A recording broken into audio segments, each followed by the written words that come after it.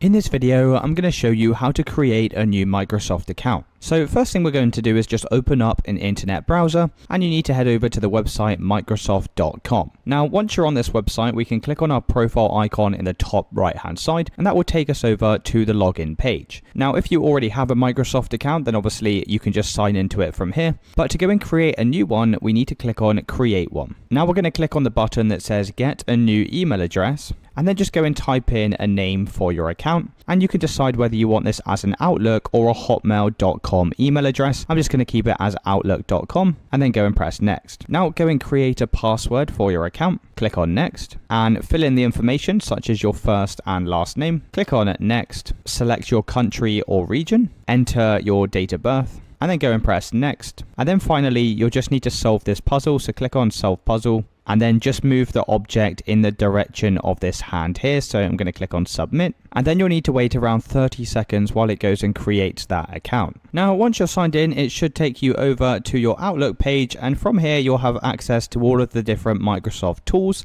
And it's really as simple as that, guys. That's how you create a Microsoft account from your computer. If you did find this video helpful, then let me know in the comments, and I'll see you with the next one.